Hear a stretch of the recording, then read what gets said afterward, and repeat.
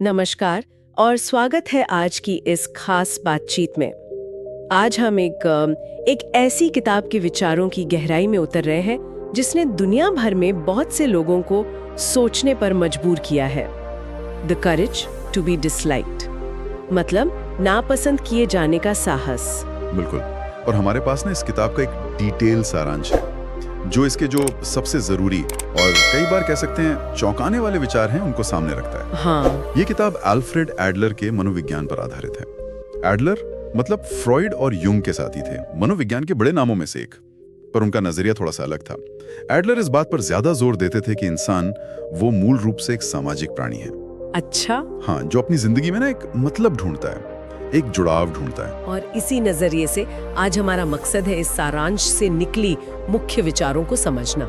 कैसे हम इस लगातार चिंता से बाहर निकल सकते हैं कि लोग क्या सोचेंगे, कैसे बाहरी मान्यताओं के बजाय अपने अंदर देखकर असली स्वतंत्रता और खुशी पाई जा सकती है।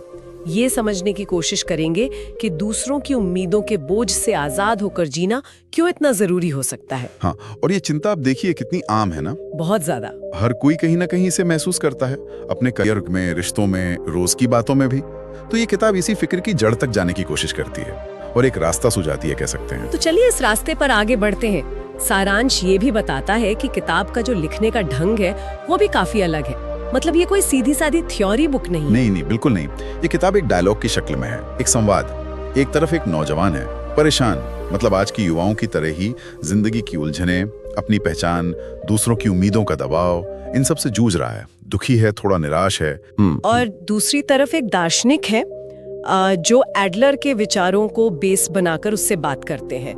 तो पूरी किताब इन्हीं दोनों के बीच एक गहरी, कभी-कभी थोड़ी तीखी सी बहस और बातचीत है। ये तो दिलचस्प है। तो ये दार्शनिक उसे क्या समझाते हैं, इस पूरी बातचीत का जो सेंट्रल आइडिया है वो क्या है, अगर एक लाइन में कहें तो? सेंट्रल आइडिया ये है कि सच्ची खुशी और आजादी वो बाहर की दुनिया को बदलने से नहीं आती। अच्छा। हाँ, बल्कि अपने नजरिए को बदलने से आती है। खास तौर पे ये अपनी जिम्मेदारियों को पूरी तरह से मानना, स्वीकार करना और दूसरों की उम्मीदों और उनके फैसलों के बोझ से खुद को फ्री करना, इसमें है।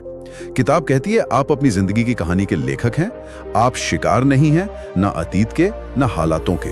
आप अपनी जीवन की कहानी के लेखक हैं। ये सुनने में बहुत शक्तिशाली लगता है, पर शायद अमल में लाना उतना ही मुश्किल। खैर, इस सारांश में 5 बड़ी सीखें बताई गई हैं।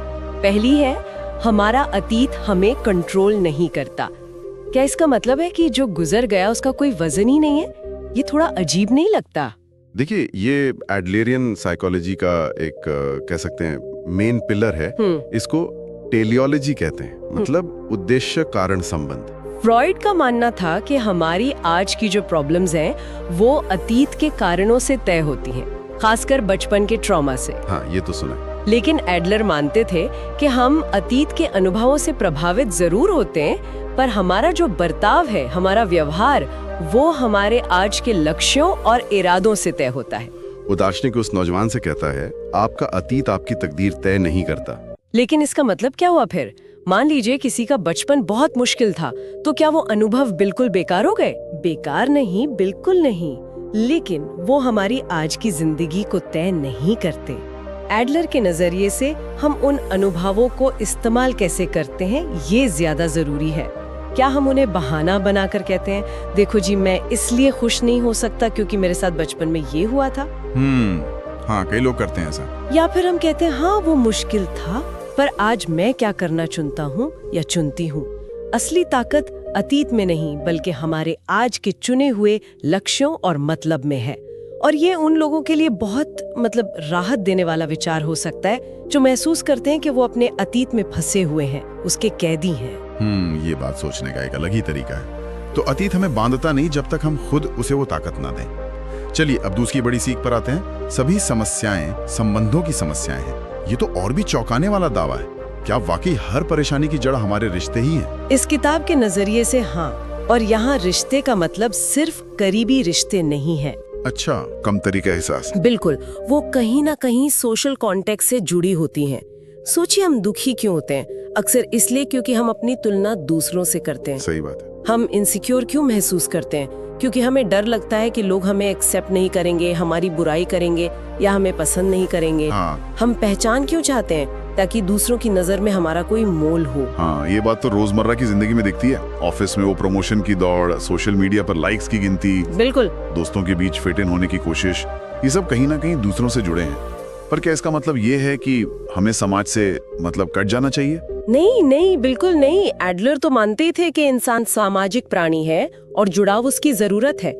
लेकिन दार्शनिक कहता है कि प्रॉब्लम तब होती है जब हम दूसरों से मिलने वाली पहचान और जो स्वीकृति है, अप्रूवल, उसी को अपनी खुशी का बेस बना लेते हैं। जब हम इस सच्चाई को मान लेते हैं कि भाई हर किसी को खुश करना नामुमकिन है, इम्पॉसिबल है, तब एक बड़ी शांति मिलती है। आप कुछ भी कर लें, कोई ना कोई तो होगा ही जिससे आप या आपके विचार या आपका काम पसंद नहीं आएगा।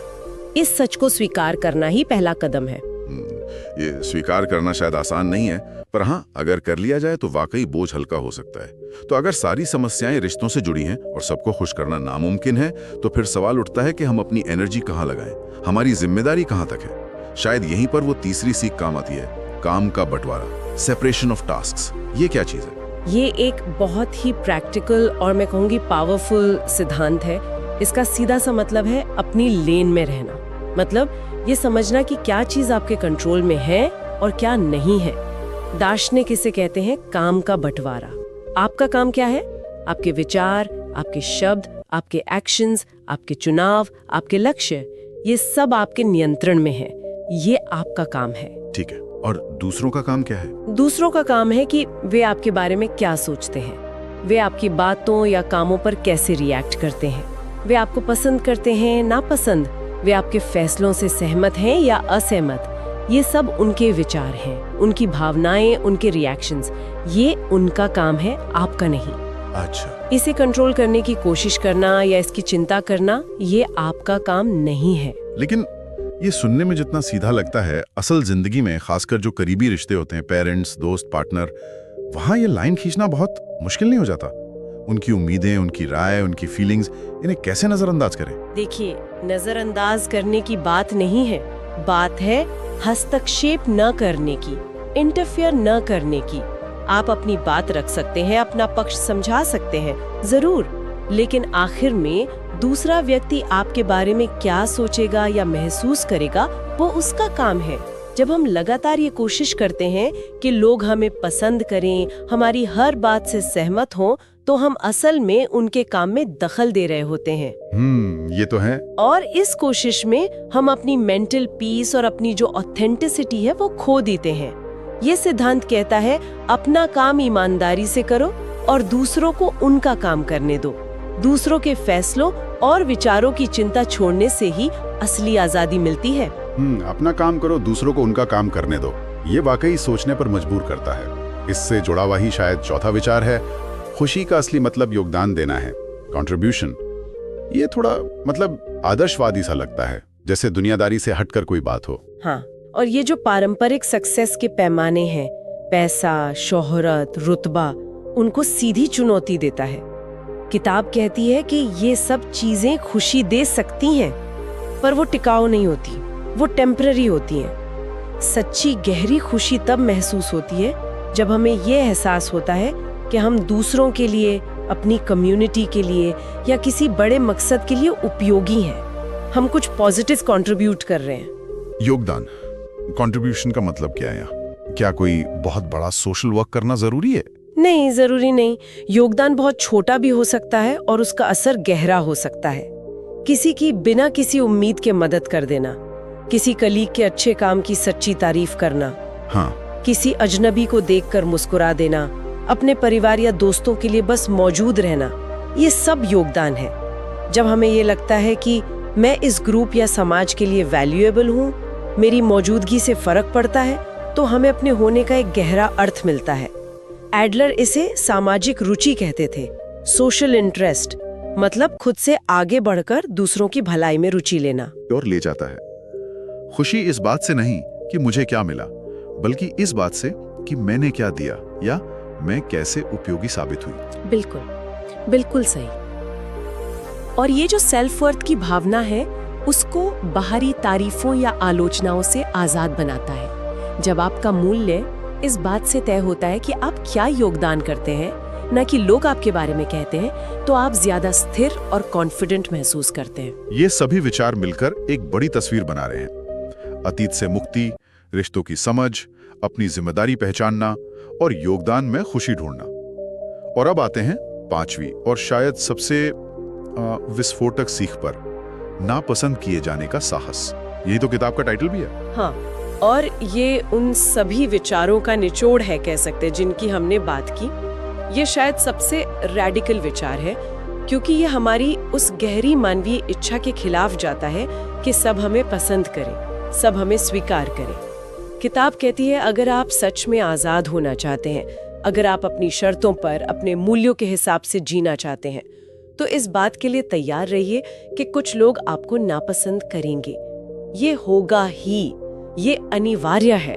लेकिन कोई जानबूझकर क्यों चाहेगा कि लोग उसे नापसंद करें? ये तो सुनने में भी बड़ा नेगेटिव लगता है। नहीं नहीं, मुद्दा जानबूझकर एंटी सोशल होना या दूसरों को ठेस पहुंचाना नहीं है, बिल्कुल नहीं। मुद्दा है प्रामाणिकता का, ऑथेंटिसिटी का। अच्छा। जब आप दूसरों को खुश करने की दौड़ छोड़ देते हैं, जब आप काम का बंटवारा करते हैं, जब आप वही कहते और करते हैं जो आपको अपने लिए सही लगता है, तो इसका एक नेचुरल नतीजा ये हो सकता है कि कुछ लोग आपसे असहमत होंगे, आपकी आलोचना करेंगे या शायद आपको नापसंद भी करेंगे। नापसंद किया जाना यहाँ मकसद नहीं है, बल्कि प्रामाणिकता का एक संभावित परिणाम है, एक बाय प्रोडक्ट। तो मतलब ये हुआ कि हमें इस डर से उभरना होगा कि कहीं कोई मुझे नापसंद ना कर दे। हमें ये समझना होगा कि अगर मैं अपने रास्ते पर चलूंगी तो ये मुमकिन है कि कुछ लोग सहमत ना हो, और ये ठीक है, इट्स ओके। एकदम सही। नापसंद किए जाने का साहस का मतलब है इस संभावना को स्वीकार करने का साहस, ये हिम्मत कि मैं अपनी जिंदगी अपने मूल्यों के हिसाब से जीऊंगा या जीऊंगी, भले ही इसकी कीमत सोशल डिसअप्रूवल हो। क्योंकि जब हम लगातार दूसरों की स्वीकृति के भूखे रहते हैं तो हम अपनी आजादी गिरवी रख देते हैं। हाँ, ये बात तो है। हम वो फैसले नहीं ले पाते जो हमारे लिए सही है, हम वो बातें नहीं कह पाते जो हम मानते हैं। इस डर से मुक्ति ही सच्ची स्वतंत्रता लाती है, और ये सीधे तौर पर काम के बंटवारे से जुड़ता है। जब आप मान लेते हैं कि दूसरों का रिएक्शन आपका काम नहीं है, तभी आप वो साहस जुटा पाते हैं जो अपने सच पर खड़े रहने के लिए जरूरी है। वाकई ये पांचों सीखें मिलकर एक बहुत ही अलग जीवन दर्शन पेश करती हैं। तो चलिए इन सबको समेटते हैं। इस पूरी चर्चा का निचोड़ क्या निकलता है? मतलब what does this all mean? निचोड़ ये है कि हमें अपनी जिंदगी का जो रिमोट कंट्रोल है वो अपने हाथ में लेना होगा।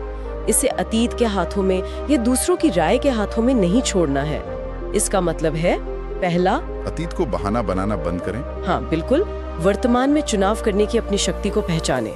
दूसरा, रिश्तों की हकीकत समझें। जाने की तुलना, स्वीकृति की चाह, अस्वीकृति का डर, ये सब जड़ हैं और सबको खुश करना नामुमकिन है। सही। तीसरा, अपनी जिम्मेदारी पहचानें। सिर्फ उस पर ध्यान दें जो आपके कंट्रोल में है, आपके विचार, आपके कर्म, और दूसरों के रिएक्शन की चिंता छोड़ दें, वो काम का बंटवारा। बिल्कुल।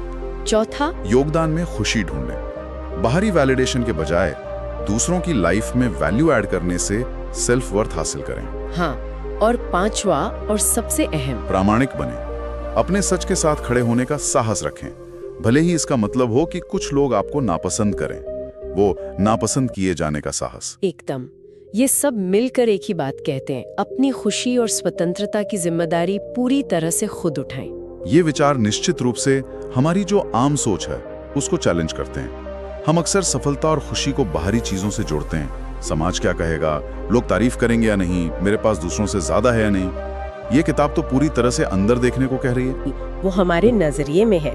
खुशी दूसरों की मंजूरी पर निर्भर नहीं है, वो हमारे योगदान और प्रामाणिकता के एहसास में है। ये हमें याद दिलाता है कि हम अपनी जिंदगी के नाटक के सिर्फ एक्टर नहीं हैं, बल्कि हम उसके लेखक और निर्देशक भी हैं। तो अंत में बात यही है कि ये सच्ची स्वतंत्रता और खुशी का रास्ता बाहर की दुनिया में पहचान बनाने से ज्यादा अपने भीतर झांकने, अपनी जिम्मेदारियों को स्वीकार करने और एक ऑथेंटिक लाइफ जीने के साहस में है, भले ही इस रास्ते पर चलते हुए कुछ लोग हमसे सहमत ना हो। हाँ, और ये रास्ता शायद आसान ना हो, दूसरों की उम्मीदों पर खरा उतरना अक्सर ज्यादा सेफ लगता है, ज्यादा कंफर्टेबल लगता है, लेकिन किताब के अनुसार प्रामाणिकता और साहस का रास्ता ही आखिरकार एक मीनिंगफुल और स्वतंत्र जीवन की ओर ले जाता है। इस गहरी बातचीत के अंत में एक सवाल मन में घूम रहा है, जो शायद सीधे तौर पर सारांश में ना हो, पर इन विचारों से जुड़ा है।